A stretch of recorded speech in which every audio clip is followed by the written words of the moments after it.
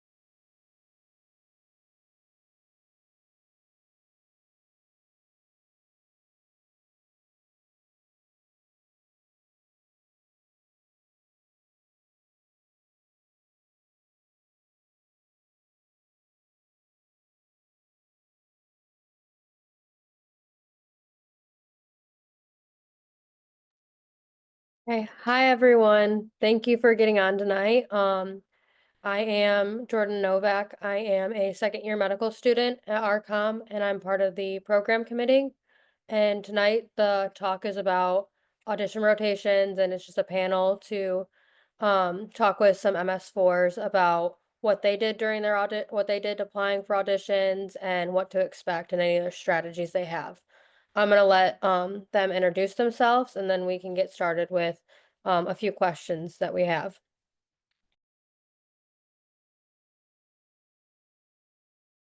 I guess I can go first. I'm Amber. I'm a fourth year at LMU DCOM in Knoxville, Tennessee.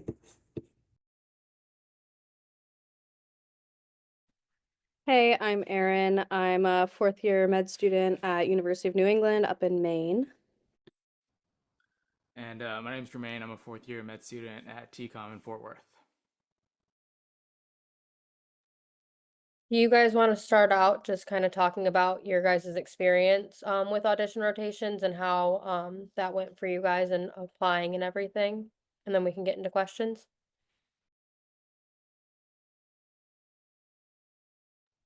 Sure. So I prioritized my audition rotations based on where I thought I might want to go to residency. As you all know, it's really important to pick where you're going for your auditions because that's the most likely place you're going to get interviews for residency.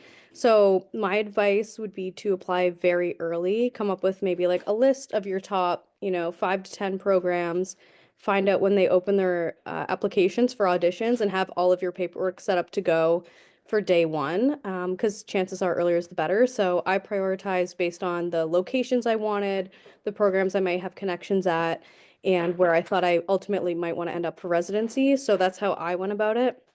And I was early to everything. I applied on day one to all of my spots.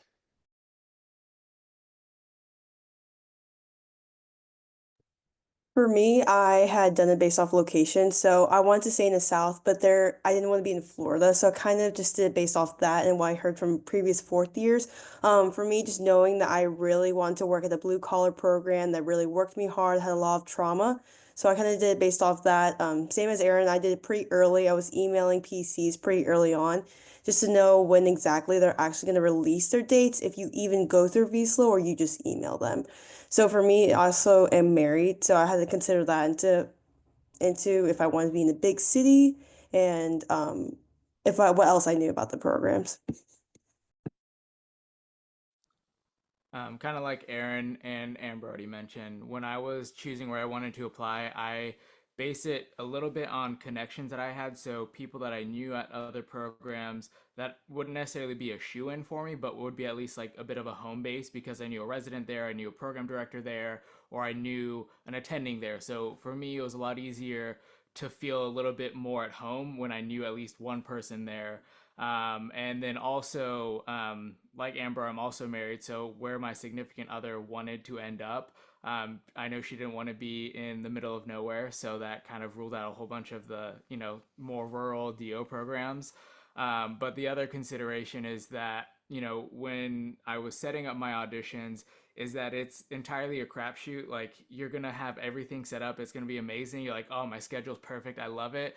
And then 2 days later, you're going to hate everything. Your world's on fire. And then you're going to have to do it all over again. And it does that multiple times while you're trying to set up your auditions. And so, like, I know we'll go into strategies when it comes to setting up auditions, but be very flexible and be like willing to make changes to your schedule constantly.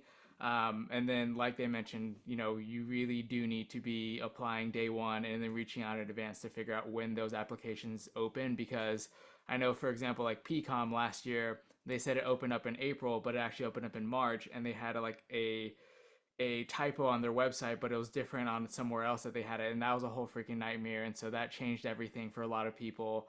And so that's just like one of those where it's everything's on fire, and just be flexible. So kind of going off that, what are the deadlines like and how do you typically, I know you guys mentioned like emailing, but how do you typically find when the deadlines or when the audition rotations open up? So for me, I started off on that really nice spreadsheet that the SAOAO put together from previous years that outlined some rough deadlines or opening dates for these rotations. So I started with that, and then otherwise I went to their website. I knew one of my top programs opened probably the earliest. That was Ventura out in California. They open in January, so I had to be prepared for them super early, and it's pretty competitive if you get a rotation there. So I was on it. I also knew a few residents there that I was in touch with to confirm the dates. So if you have any contacts, definitely reach out to them, see if they have any intel on when they're going to open up their audition dates. Usually you'll find that most of their websites are kind of outdated, and so same with Aaron. I use the SAO, but I found the most reliable just emailing the PCs. Now, not all of the PCs are actually going to be pretty responsive, but for me, I didn't go through VSLO at all. Like everything I did was email or a external application that they made themselves or Google form. So, but some people, Broward actually announced their audition rotation this year, but previous years it would be like mid-February that they'd release and no one would know. So it'd be all filled by the time people want to apply. The other person that is super useful is like the GME medical student coordinator, because they're not just in charge of the orthopedic department, and that's what the PC is. They're in charge of all student rotators, and so they'll have information on when those audition applications open up because they're also working with the PCs for that. And so I know at Riverside, their PC is absolutely horrible at emailing, and I've probably emailed her 6 times to get my evaluation done by her, and I still have not heard back from her, so she doesn't exist in my world. But the medical student coordinator is someone that's also super helpful that you can find on their website. And then being aware of those dates beforehand. So the California programs, I think, open up in January. PCOM, I think, opens up in April. And so you're looking at applications that range anywhere from January to April. And you don't necessarily want to wait and like, oh, well, let's say PCOM is like your number one choice. You don't want to wait till April to fill in those spots because they fill up really quickly. And so you need to be mindful when you're choosing your spots and you're having your list is, having flexibility in those spots. And so I think having an A and a B list is one of those very useful things to have when it comes to your audition. I guess PCOM is open now. That's a surprise. They literally used to be like in May, April, March, and then I guess now they're in February. That's wild. And then you guys mentioned the different platforms. Did any of you guys use vSlow or was it mainly, I know someone mentioned using email most of the time. Did any of you guys use vSlow and how was that process? Yeah, I use vSlow for the majority of them, especially the MD programs as well. But most of them are vSlow. One I used was Clinician Nexus, which was pretty unique. So keep an eye out for that. But the program coordinator can usually tell you if that's the case. But a lot of them are on vSlow. I thought the process was really easy because most of your documents are already going to be uploaded anyway, so you can just kind of like mass apply to different programs. So I actually preferred that over the other options because it gives you specific date ranges usually. Yeah, I had I think two that were vSlow, and then like PCOM was a Google form, Clinician Nexus that was Riverside, and I can't remember. There's a couple other ones that were either like their weird own like proprietary form, but it's kind of one of the other things is when you are setting up for your auditions is like having a collection of all of your documents in like one folder because you'll need your CV, maybe a letter of intent, a transcript, like unofficial transcript. They'll want to see your like board scores, like if you passed yes or no. And at that point, you won't have step two, but you'll have step one and level one. And then other ones they'll want like your AAMC, like what is it? Like your vaccination form. And there's also a whole bunch of other like random forms that they may ask that are just like a little redundant, but it never hurts to have like all of those things like in one spot.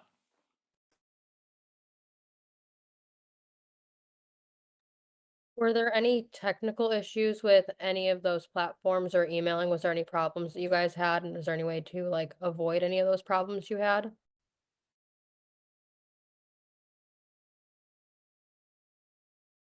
For me, I didn't have any problems emailing.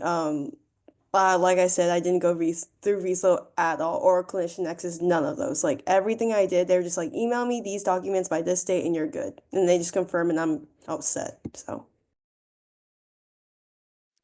I think Broward had a weird like step score transcript kind of thing that like for boards for step it was easy to have that document, but for Comlex you had to have it mailed. And so I literally just took a screenshot and uploaded it because like you couldn't complete your application without that form, and it was just like really redundant. And I was like, I'm not gonna wait 3 weeks for this thing to get mailed to get it uploaded. So I just like screenshotted some random document that like was sort of what they wanted.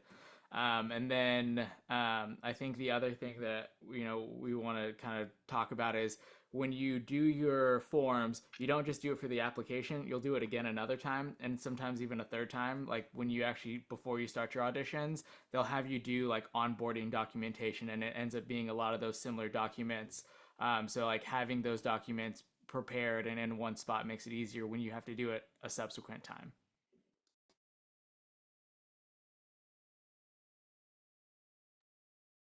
Aaron, I know you mentioned that you applied to some of the DO and the MD, both MD and DO.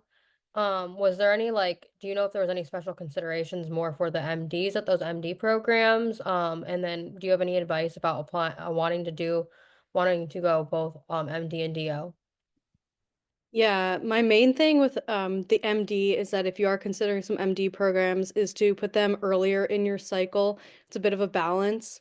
The caveat being that a lot of the MD programs kind of stop their auditions by November around that universal interview release date. So you really want to be done before then. The ones I went to interviewed me while I was there as well, so that was really handy. But I think making sure if you're going to do MD, you have to do it before November, at least one of them, if not all of them. Um, and then there are some considerations about the balance between MD and DO, depending on the type of applicant, what kind of connections you have, which is sort of a case by case basis.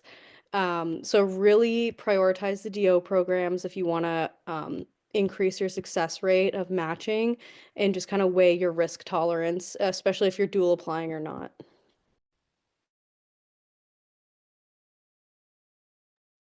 And then how many audition rotations do you recommend for a strong applicant, like to become a strong applicant? And then should you do the 2-week audition rotations or should you aim for those 4-week ones? I think typically most DOs will do 5 to 6, which is recommended, but I've had people do 7 before, so it's kind of up to you, but you will get burnt out at a certain point. Like last year when I was applying, I was like, no way I'm gonna get burnt out. Yeah, I was burnt out by probably the fifth or sixth one. And um, like the more you do, obviously the more increases your chances, but you want to be at your prime when you do these. I think also, yeah, that's it actually. I've got a question. How many do you apply for per block? So say like 3 per month if it's a 4 week, or because just to make sure that you cover your entire schedule. We have a question on that later, don't we? I'm not sure if we do. Or like strategies for applying. Yes, Um, yeah. yeah. Okay. So let me answer this question first, and then we'll kind of get to strategies for applying. I think for, can you repeat your question again, Jordan? Sorry. I was asking about previously about where'd it go?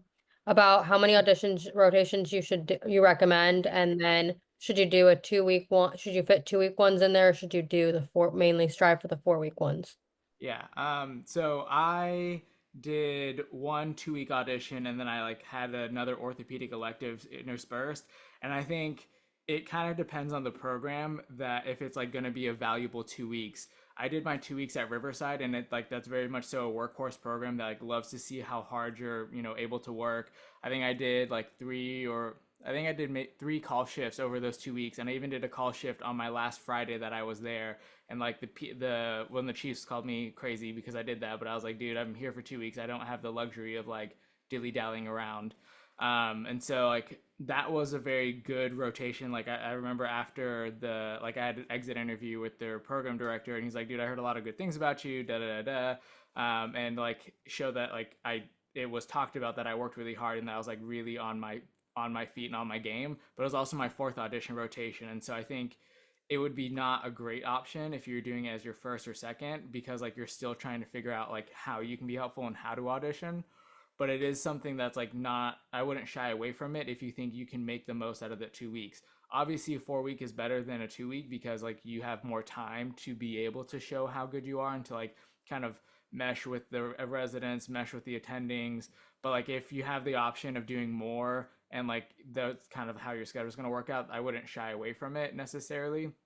I think the other thing is like when you're doing and choosing your rotations is like also doing it geographically, because if you're doing a lot of those rotations and you're having to travel a lot, like I drove 20 hours nonstop around the country. That was hard, and so like that makes it difficult if you're having to travel a lot. But I know like Sarah, you're talking about what is it? Not oh, what South is it? Point South Point only does two Yeah, South weeks. Point Yeah, only does 2 weeks, and so it's a then you'd vibe have to check. do another one that you'd have to rotate with, and like or switch it with, and like there's also places that don't allow 2 weeks, and so you have to like figure that all that out, and it ends up being a nightmare.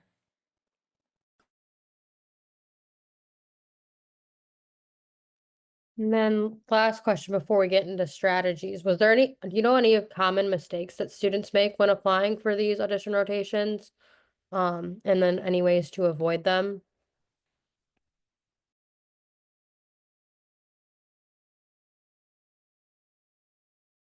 I think maybe biting off too much than you can handle, because once you cancel a rotation, you you'll probably be blacklisted. So I think that's why I see the most. And then how you're scheduling the order of your rotations. So just understanding that maybe if you want to be somewhere, you want to schedule it more third or fourth because your knowledge is good, but then you're not burnt out at that point. So it's just kind of understanding who you are, how you'll work, and where you really want to end up at. I agree. If you're going to cancel a rotation after you've booked it, give them ample notice. For me, I canceled a few knowing that it would mean I would not get an interview, no matter how nice I was in my cancellation.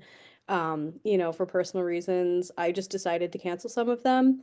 But know that if you cancel, you're pretty much DNR'd from that program for all intents and purposes. So just keep that in mind when you're scheduling them. Try and be, it's difficult with foresight to schedule everything perfectly. It does end up working out, but if you overextend yourself, just know that if you're going to cancel later, you're not going to get an interview, probably. Kind of following up, I'd say don't be scared to blacklist yourself from a program that's on your B list. Like when you're making your list, like your audition rotations are going to be your best chances of getting in. And if you have a spot that's set up as a B list program and you have an A list program that's like, hey, this is going to work out for my dates, swap it. Like it doesn't matter. At the end of the day, you have what 90%, 95% of people match where the audition. And so if you're trying to optimize those chances and like this program's not on your A list and it's not your favorite program, like whatever, it's not the end of the world. I think it's hard because like obviously you don't want to like feel rude and mean, but they're gonna have enough people to fill those spots. It's not the end of the world. Like even if you're waiting till like during the audition season, like people drop out, especially once like step 2 scores come out, people will drop those auditions. And so like you can pick up those spots that get dropped. So like it happens. And so like that's where like persistence kind of pays off if you're still trying to get like your A-list spot later down the line, because it just happens to be that you weren't able to get it initially. I think one of the biggest mistakes is applying too late. Like you wait like a couple days and those spots really fill in, and it ends up being a hindrance to yourself because you end up you're like, oh well, let me go ahead and get my documents together. Like literally just get whatever you can together and send it in, because all of these auditions, I think except for PCOM, it ends up being first come first serve, rather than like they review your application and like decide on their rotation candidates based on their application. They decide on who applied first. And so like it sucks because you may be a super great candidate that applied 2 days later after it opened, but you just got the short end of the stick because you waited 2 days.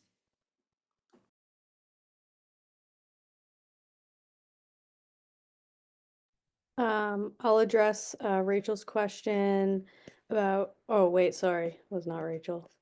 About dual applying. Yes, I did. I'm not sure if anyone else on the panel did, but I dual applied ortho and emergency medicine because I frankly couldn't decide between the two.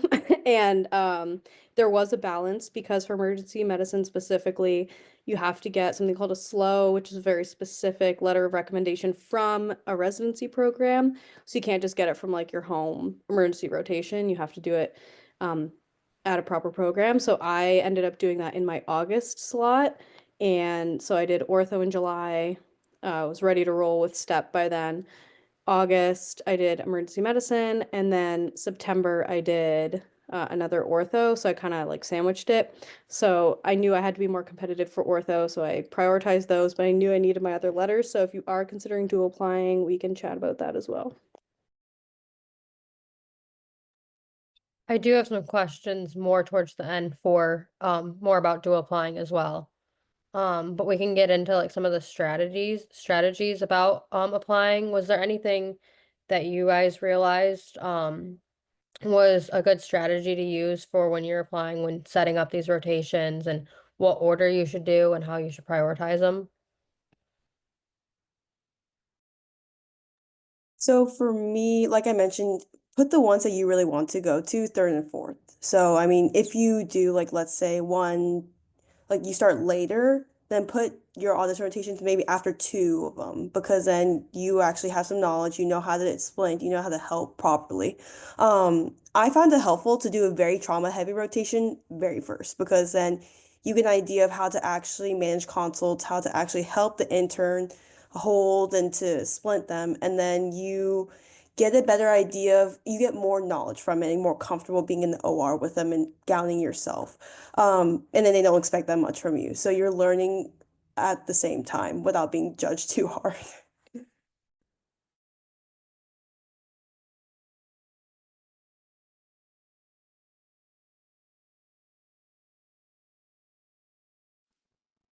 I think for me, when it came to it, like I kind of, my strategy was not to do an A and a B list, and I think that was to my detriment. I was like, I initially, this is what I thought. I was like, oh, well, I don't want to get DNR'd because I don't want to like do my application and then have to reject them, and down the line, that whole ends up being a whole thing. And that was an issue because then when I tried to get my fourth audition spot, they put me on the wait list and I never got off that wait list. I found out from Riverside literally a week before the rotation that I got accepted, and I had to drop everything and then go from Florida to California driving. And thankfully, I did have a week to do that because my school, I needed to get back on my school's audition rotation schedule. So I had a week to get from, because I live in San Antonio, I moved back to San Antonio for my fourth year. I drove 20 hours straight from Florida, which was really horrible decision. Don't do that. And then I was in San Antonio for a few days, and then I drove 20 something hours to California. I did a 2 week elective rotation with a doctor I know in Santa Maria. And then I did a 2 week rotation in Riverside. And the only reason I did that is because they didn't have an affiliation agreement with that program, and they had to do a temporary one. And like that is a whole freaking nightmare to do that. And there's no way I was going to get done in less than a week. And so like that was like an issue because I didn't have that fourth spot set up and I didn't have an A and a B list. And then when I did try to apply later on, I remember I applied to Vegas because I knew I was going to be in California for my fifth audition. Um, and I was 40 something on their wait list by the time I applied. And so, like, there's no way in hell I'm getting off that wait list, let's be honest. And so I just accepted my fate, and I essentially was like, oh, well, I guess I'm not going to do a rotation there at that point. And I just set up that initial rotation with the doctor I know for 4 weeks. And so like I think the best strategy is having an A and a B list, but also not giving them too many options because you may get your third option when it comes to the scheduling slot that you get, and that can throw off your entire schedule. And so like giving them one or two options that work with your schedule and like geographically, if you have an A and a B list, choosing those A and a B programs that are somewhat near to each other, so it makes sense. I know people tend to do kind of like geographical applying. So like the Midwest people love to be in the Midwest. They do like the whole Michigan, Ohio circuit, and that's great. You don't have to travel a lot, so you have a lot more flexibility. Some people do like the Northeast circuit or the West Coast circuit, and then sprinkle some other ones here or there. I think it just kind of depends on your situation, how you set up your A and B list. But having a program that you don't feel bad if you turn them down and get DNR and blacklisted, because it's not going to matter at the end of the day because you're not going to audition there, and anyone that auditions there, the 30 40 people that they interview, most of them are auditioners. Those are the people that have the highest chance of getting in.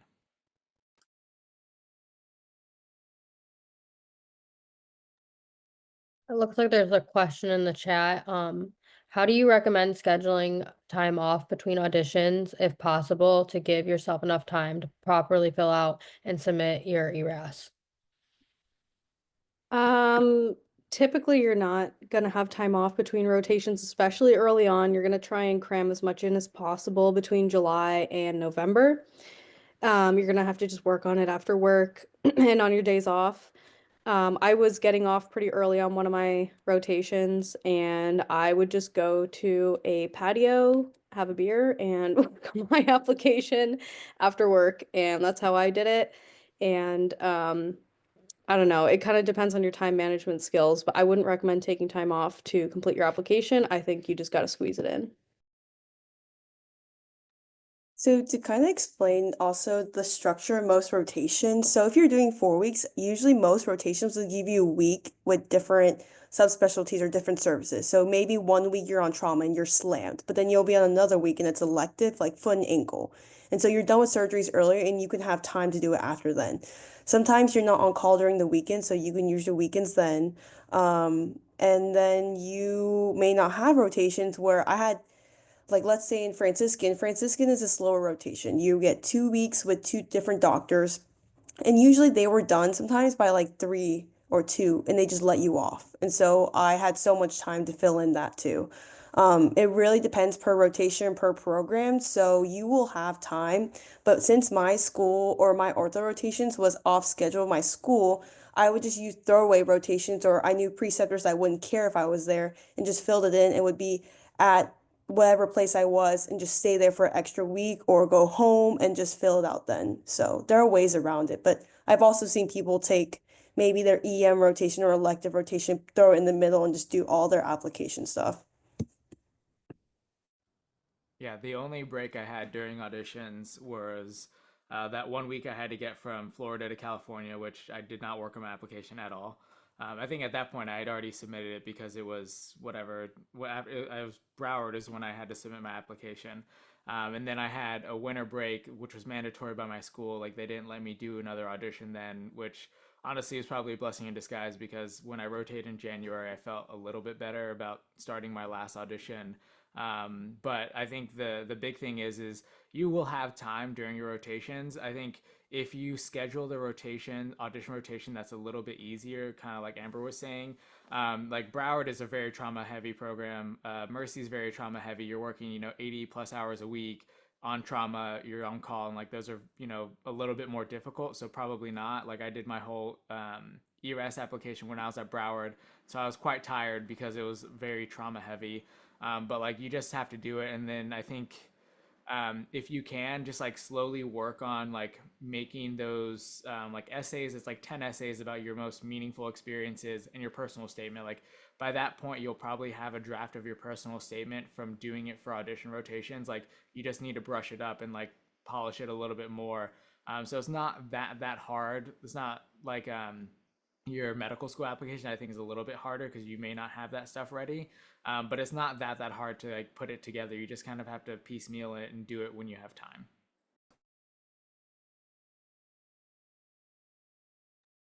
The next question in the chat, Jermaine, kind of goes back to what you were talking about the wait list. How do you know where you stand on a wait list? They just told me outright when I emailed them. I didn't hear anything else about other programs. Same thing with like Larkin. I tried following up with him and like being persistent, but I eventually just gave up because I just didn't really want to be in Florida after I rotated in Broward. So that's that. Then how many programs do you think should be on an A list and then also on a B list? That's going to vary person to person, depends where you would be willing to go and live, and it's going to depend on your situation. I would say maybe a ballpark, have 5 to 8 on your A list. That would be your dream programs to go to during audition season. And then the B list being like, I'd be willing to go for 5 years for residency, but maybe it's not my first choice. And then if there's places you don't want to go, literally don't rotate because you might end up there and then you have to live there for 5 years.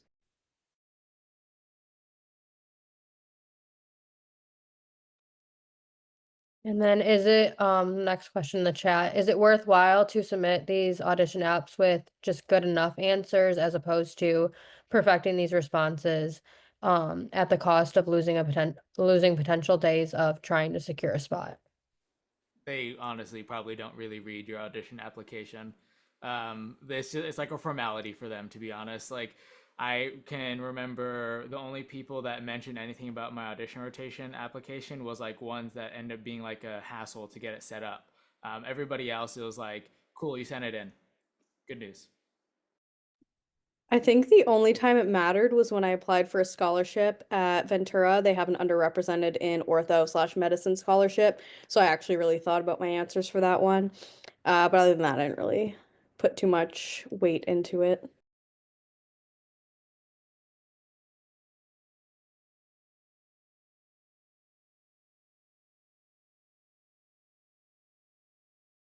And another question I just got was, what if you found out a program opened up already, but did not know when researching it? Like if if they already opened up and then you just found out they were already opened up. Apply. It's not going to hurt you.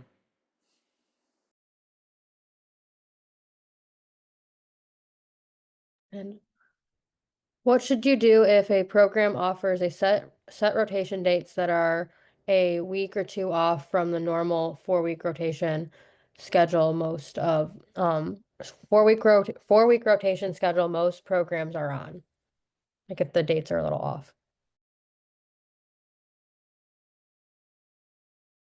I kind of mentioned it before. I picked a preceptor, said, "Hey, are you okay with me not showing up?" They're like, "Yeah." So I just put in a week.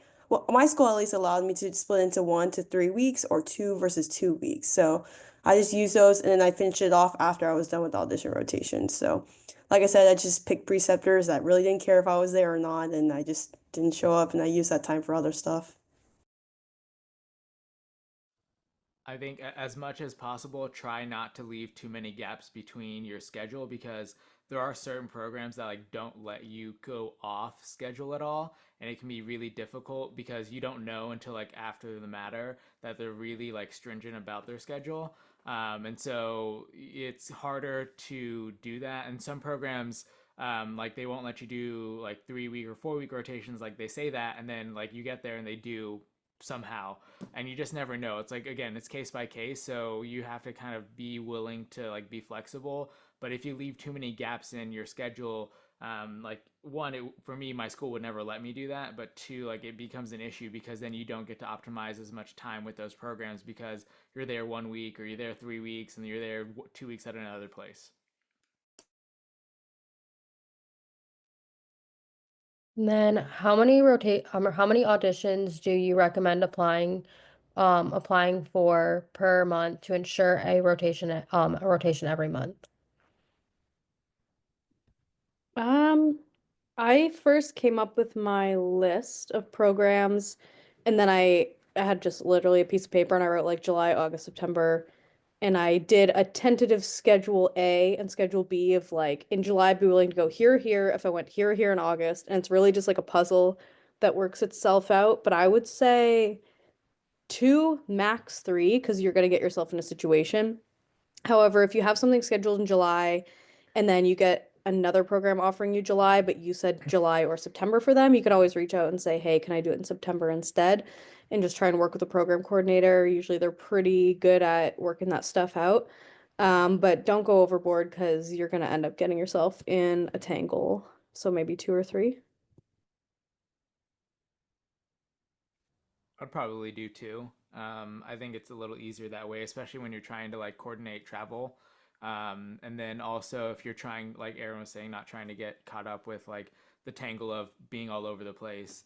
I think the hard part is that once you get accepted for a spot and you like say yes, I'm available for that, obviously you take it off your list, but then you may have been considering that spot for another like month or a rotation, and so it can make your schedule a little bit more difficult. And so like filling in your schedule is obviously like first and foremost what you're trying to do. And so I wouldn't hold out on like, oh, my like dream program is opens up in March, but all the other programs you're applying to open up later. Like just get the spot filled and you can worry about like your dream programs a little bit later because sometimes you don't get to choose when those open. And to kind of add on to that, sometimes if you decide you want to cancel a rotation last minute, or if you kind of want to pre-plan about it before, you can email a PC of another program, and be like, "Hey, do you actually still have spots open?" And it's happened before. They're like, "We still do," and it's a month prior. So they're pretty flexible depending on the program, but shoot your shot, it doesn't hurt you.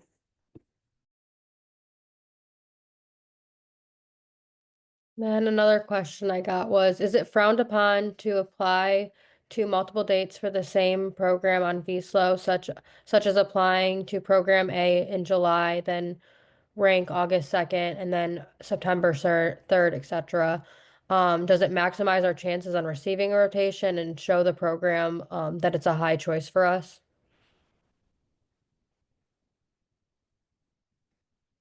I don't think it really matters. I think for them it's more so like you applied. That's your intent is like, hey, I want to rotate here. I applied. I think the bigger thing is that when if you do give them 3 dates, they could choose any one of those 3 dates. And so if your schedule is like, perfectly worked out that like July really works for you, but like September would kind of suck, then obviously that's another consideration that like you have to, be willing to either really travel all over the place, or like, hey, like giving them 2 dates, there's a likelihood they'll probably have those available. Inherently, like some dates are going to be a little bit more desirable like earlier on in the audition cycle, but like it's hard because if you give them 3 dates, they could choose any one of those three.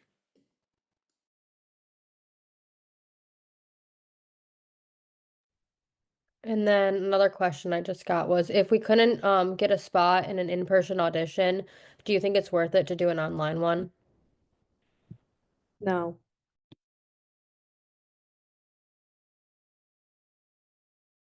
No notes. They want to see how you work in the OR with the team. Just don't do it.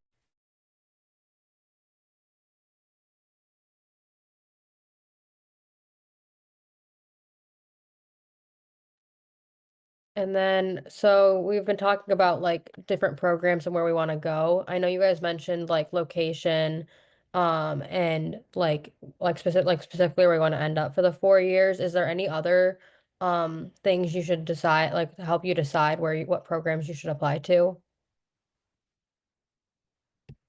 So I mentioned blue collar versus white collar earlier. So you got to decide if you want to focus on if I'm going to be a good surgeon, and all these programs are going to make you a good surgeon, but how much surgery are going to be, how much are you going to be in the OR, or how much research do you want to do?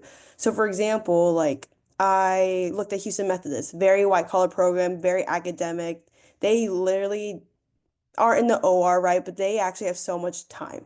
So you have to understand, what do you really want out of a program? And then kind of like location wise, so Jermaine mentioned like the West Coast circuit, or there's an Ohio circuit. So understanding that if you are applying within a certain region, want to stay in there, you're going to be competing with the same people. So I was kind of advised to stay in the same location or same area, but it really doesn't matter. It's just where you want to end up.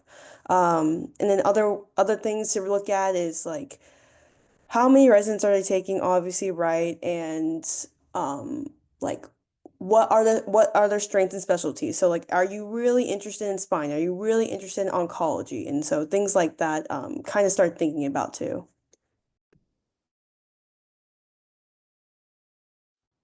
I think also if they have a research fellow, like Mercy has a research fellow. I think what is the program in Dayton, Ohio? Whatever, they also have a research fellow, and traditionally they match like one of their research fellows. So like Mercy has 3 spots, the Dayton, Ohio program has 4 spots, but if they match one of the research fellows, that goes down to 2 and 3 respectively. And so that becomes another whole thing when you're trying to find these spots. And like, you may not know that like they have a research fellow because it's not necessarily listed, but that's another consideration. And then like Amber was saying, is like where they traditionally match fellows and where they traditionally put people for fellowship. Because if you're really interested in going to like oncology, you probably want to go to a more academic heavy residency program. So like your Jeffersons, like some of the MD programs, like those are more academically heavy programs. And so that's going to be more up your alley and up your ballpark, because that's what you're looking for. If you're wanting to get like a lot more, early operative experience, getting a lot of trauma volume, those DO programs tend to be better at that. But some of them are also a little bit more rural, and so you may not get a lot of volume. So like Corvallis is known for like being a really cool place, but like they don't get a lot of volume. And so like that can be an issue when you're trying to like decide, hey, like do I want to be somewhere and do trauma? Like Corvallis is probably not a great place if you want to do trauma.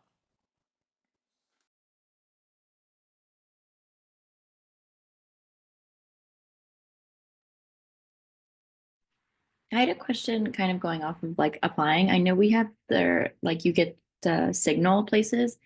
Would you recommend applying to more than you can signal, or do they not even look at you if you don't signal them?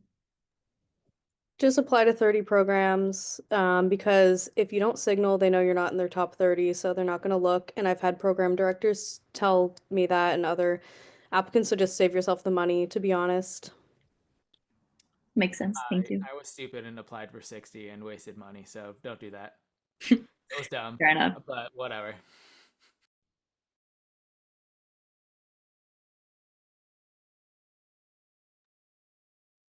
When researching programs, are there any red flags that students should look out for when looking at these sites?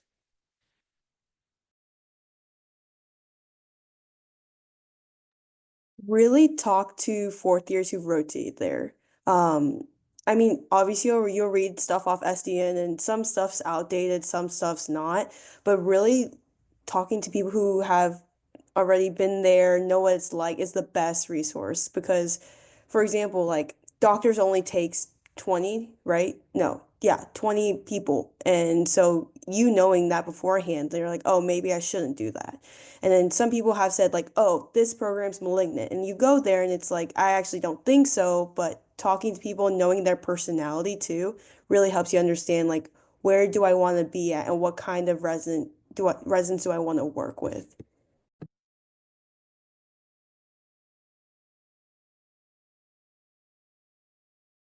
And then another question in the chat, are you signaling the programs you rotated at, or are you counting your rotation as your signal? I just quickly replied to that one, but basically, typically I signaled the ones I rotated at as well. A lot of the program directors, they said to signal. If they're very specific and say don't, then I guess don't, but I wouldn't risk it, to be honest. I would just signal them unless they're very explicitly clear. Like in some of my emergency medicine programs, they said don't signal because in EM you don't get 30 signals, you get 5. So it's a little different.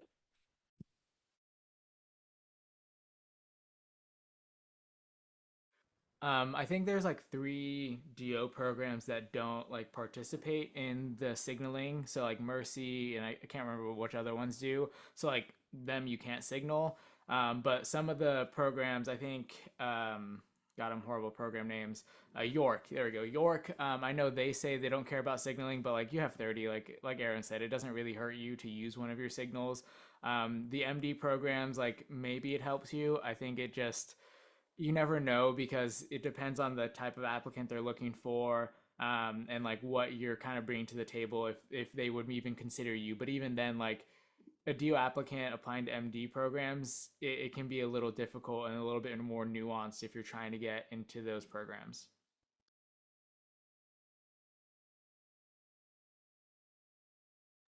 Um, if we don't have many connections with any programs or residents, is there any way in particular we should proceed or just apply and see what we get?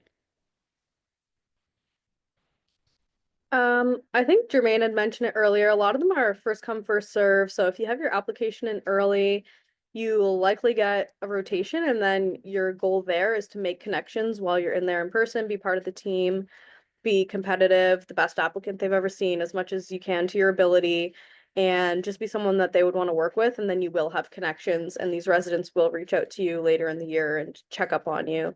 So I think getting the rotation itself isn't usually the tough part. It's shining on your rotation for 4 weeks straight and maintaining those connections. So I think you'll be fine.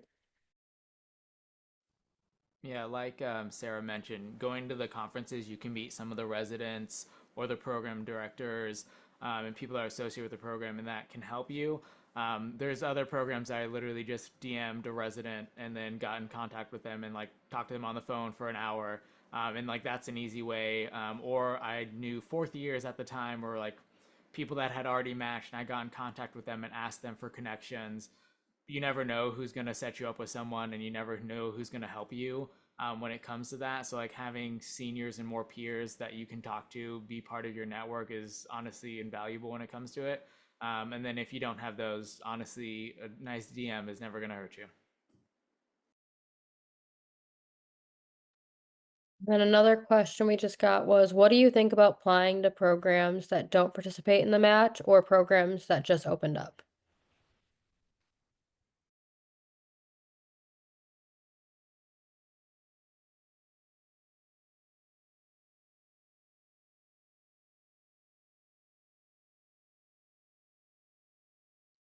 All right, well, I'll take it, I guess. I don't know, to be honest. I didn't apply to any programs that don't participate in the match. I know other people in other specialties did. I have classmates and friends who in other specialties auditioned or rotated at programs that don't participate in the match. I don't think that's necessarily true for ortho. if they're newer, that could be the case. I can't really speak to those programs though. I only rotated at programs that have been established for a while, so they just felt a little safer. Um, I would say stick with the match unless you're really sure, because it gets a little tricky with accreditation and stuff like that later down the line.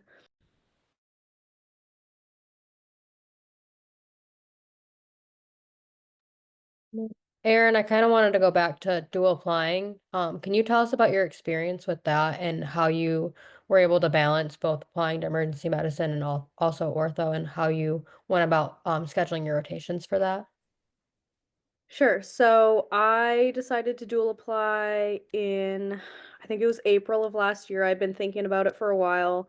And then in April, I decided to apply to some EM auditions with the idea that I would do one in August. I had an opening and it worked out kind of perfectly. If you are considering emergency medicine specifically, I would say try and get it in July or August because you need that slow. That might not be the case for other specialties, but you're going to need letters of recommendation. So I tried to balance it like that. So I did ortho in July, EM in August, and then ortho after that. And then I did an EM later. But I didn't get a letter from it. I just did it as an audition in November. So it's a bit of a balancing act. I only really know about the emergency medicine match specifically, but I would say if you are dual applying, which I do highly recommend for most people, whether you're sure of ortho or not, it's just good to have like a good backup plan to make sure you're employed next July. I would say do at least one rotation so you can get a letter if you can't get one at your home, like third year elective. So that's how I went about it at least.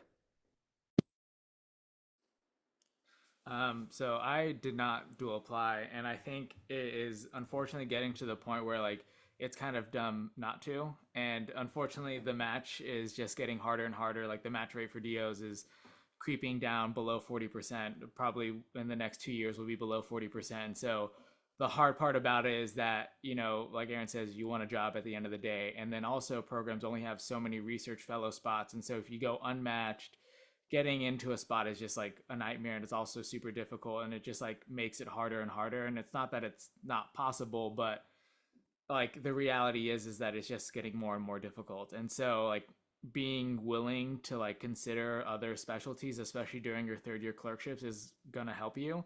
And then also like I was offered, let's see, I was offered a letter from a family medicine doc. I was offered a letter from a psychiatry doc, and then also general surgery. Like I didn't ask for them, but they offered them. And so like had I wanted to, I could have taken them up on that.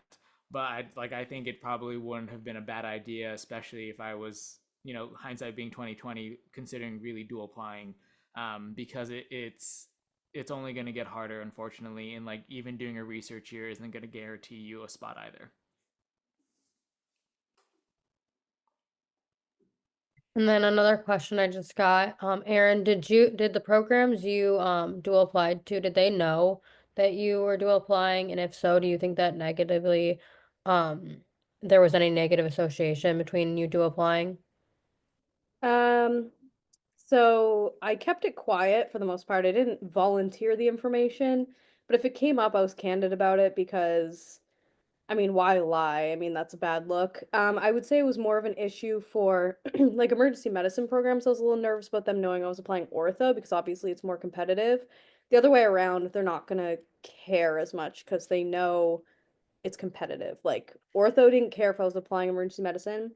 I actually did bring up the fact that I dual applied in an emergency medicine interview because it came up and I wasn't gonna lie because don't lie. Just maybe don't volunteer the information, but I think they really value people who are genuine and not BSers. So just be yourself. And if you dual apply and they ask about it, say, yeah, I did. Yeah, during the interview trail, I had people that asked like, "What is your plan if you don't match?" And like, you have to be able to answer that question. And so like being honest about it. Like I know people that they matched into like general surgery and then they reapplied for orthopedics and eventually did get that spot. But like there's nothing wrong with having a plan and a backup and idea of what you're gonna do. Like it kind of looks stupid if you like have to like fumble around your words and don't really like know what to say, because like that's an answer you should have already formulated by the time you get to interviews, because like it's just going to come up. And then should you dual apply to a program where you also are applying ortho? No, did not double dip because they'll likely find out and I didn't want to deal with that. So I just made an ortho list, an EM list in cities that I wanted to live in, programs that I liked, and I did not have any overlap at all.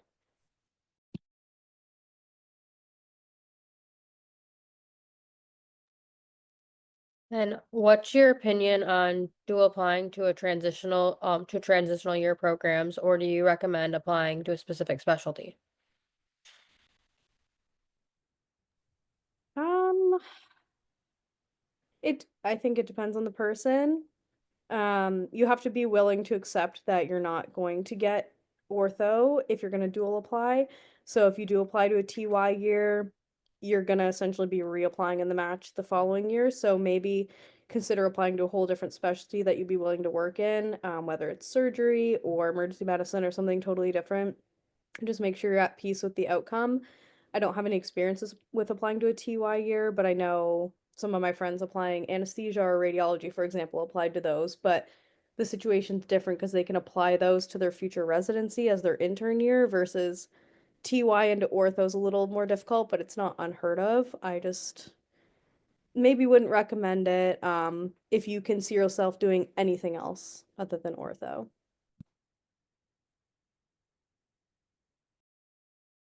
And then this question's more specific to you again, Erin. Did you apply to different ARIS regions, or like EM in one region and ortho in another? No, I applied to cities I wanted to live in, because I wanted a fun life outside of residency as much as possible. So I just applied to places that I'd be willing to live. But that's kind of specific to me. I know some people have family places, some people, like the Midwest or the East Coast, Northeast. So it'll be dependent on the person, but I just went to places that I would want to live.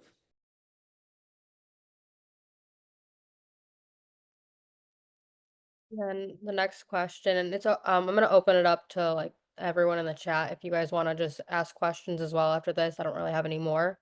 But the next question I just got was about the structure of rotations again. Some rotations on VSLO are um subspecialty specific, if I recall. Do those also have a variety of work you do? Do you mean like doing an audition in like foot and ankle or trauma? Yeah, so the example from before was like you could be doing some elective stuff and then also doing trauma in another week. Is it going to be like that too, just about in any rotation you do? I think it depends. Like Broward was full trauma, Riverside was full trauma, Mercy was full trauma, Ventura, Community Memorial Hospital in Ventura, they were very good about having you do a lot of different specialties. Henry Ford Warren was full trauma, so that's 4 of my rotations were full trauma. PCOM, I was at the Children's Hospital because of affiliation agreements, so like that was a month of peds, which was horrible. But that's neither here nor there. I think it depends on the rotation if they have you do different specialties. The DO programs tend to do a little bit more trauma heavy than having you do like subspecialties. Or they may have you do a subspecialty here or there. Like at Mercy, I did like spine, sports a couple times, but the majority of it was trauma. So I think it's going to be program specific in respect to that.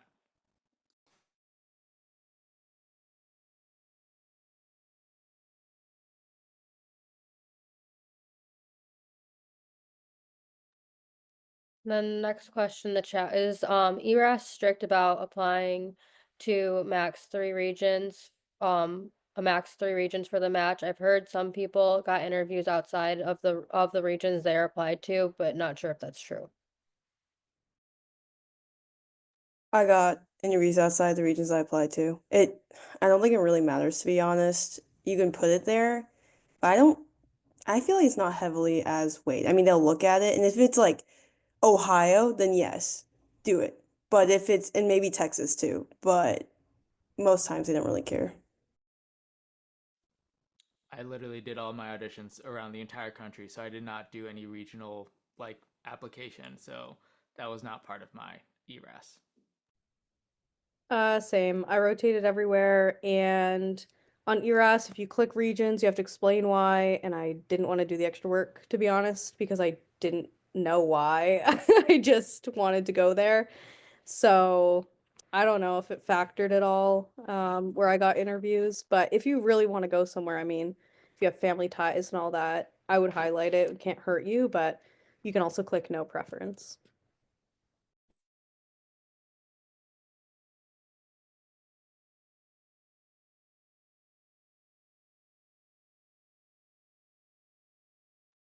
And if anyone else has any other questions, feel free to just unmute and ask them.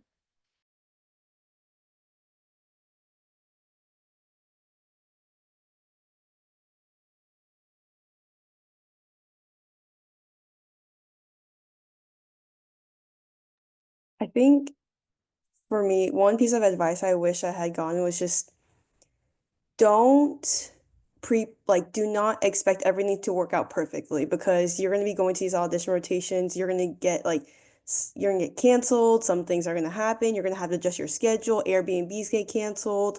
And in terms of like finding housing, I recommend texting the resident, trying to stay with the resident. It could be bad for you if you are messy and you're not considerate, yes, and just know yourself. But for me, I stayed with one of the residents and I became pretty close to them. And that actually kind of helped me with my application and they got to know me and they got to talk on my behalf. So that's kind of one thing you could do, trying to save money and trying to form relationships with these residents and programs. Does that go the same for maybe transportation?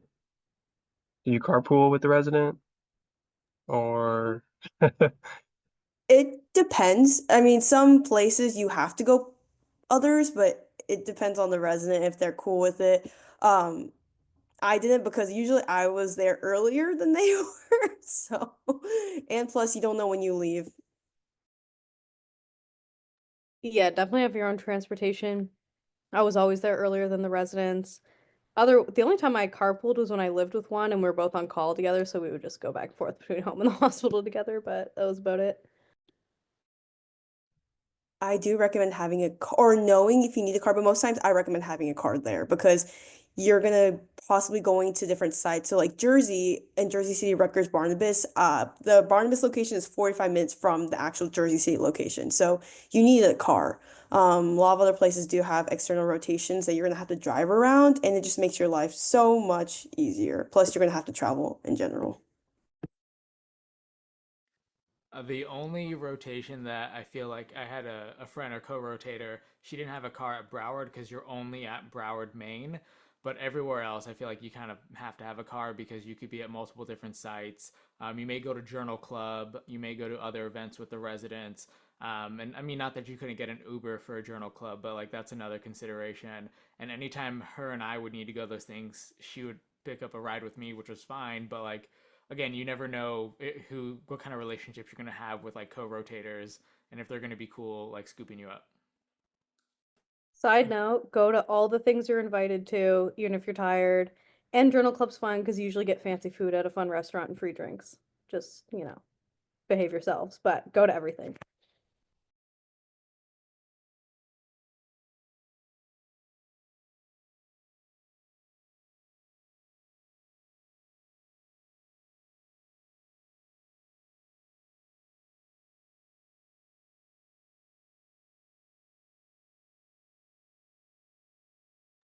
If no one has any more questions, do you guys want to just finish up with any more last minute advice you guys have? I know Amber, you said something, but if anyone else wants to say anything else.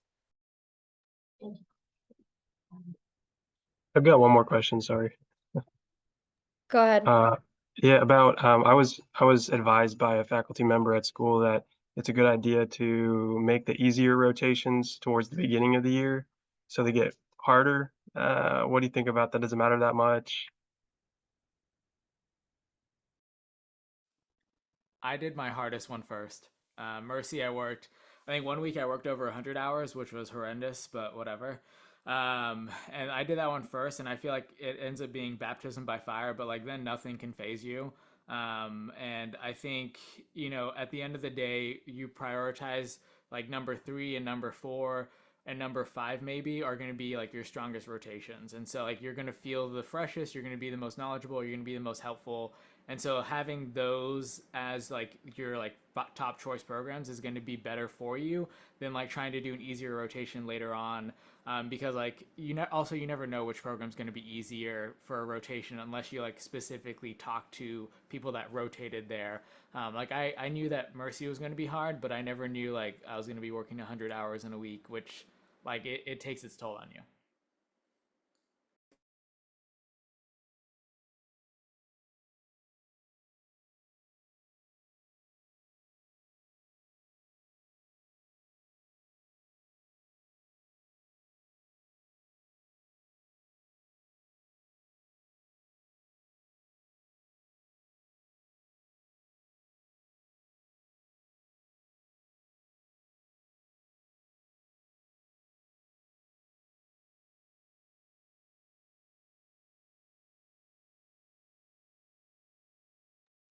Another question for you, Aaron. If you are dual applying, for example, ortho and gen surge, do you have any idea of how many rotations we should try to do in each? Prioritize ortho, do at least one in the other specialty. That would be my advice. And do your third year elective in both if you can to get a letter from each just to be safe. But prioritize ortho. I'm not sure about general surgery, what their game is, but maybe do one, perhaps.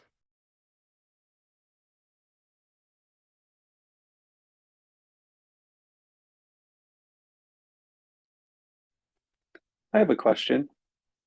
How did you guys split kind of your board review and then your ortho review? You know, obviously, if you don't do enough reviewing for boards, no matter how much ortho you know, it's pointless. How did you guys kind of divide that or transition from one to the other? What's your kind of strategy?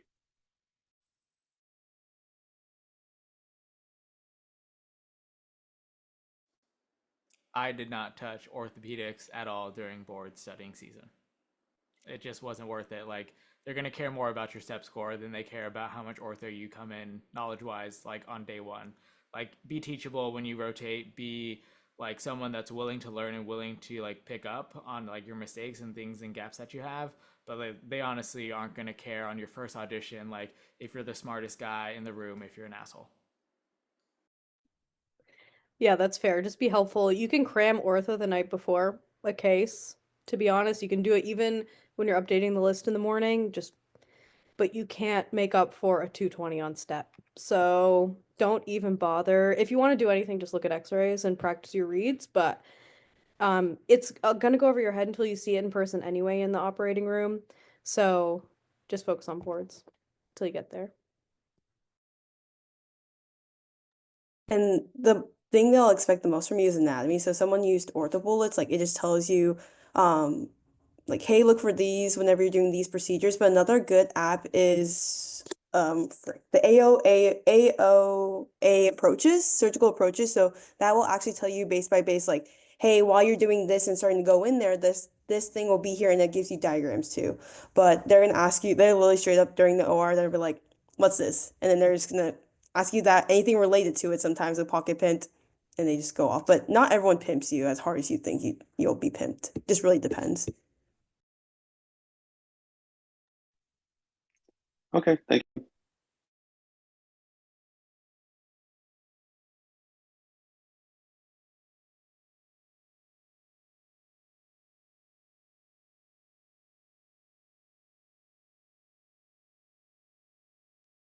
I have a quick question. I don't know if this is too specific, but since we have a little bit of time, I was going to ask. Um, are any of you applying through couples match? And if so, if you're not, do you know of anyone who is couples matching and one of the partners is ortho? Because I am couples matching. My partner wants to apply internal medicine. I know it's not like dermatology and ortho, but I wanted to know if you guys know if that's even possible, if we should not couples match. I met someone who's couples matching ortho and ENT. So, but they're MD too.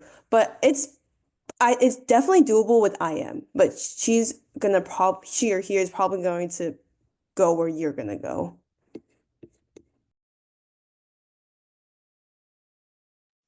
Thank you so much.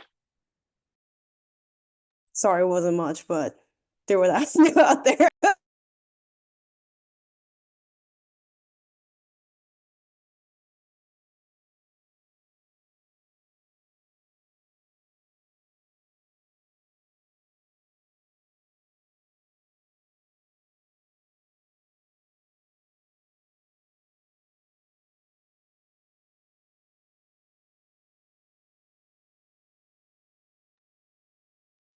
If no one has any other questions, we can wrap up. I'm just gonna say thank you so much to you guys for coming on here and taking your time.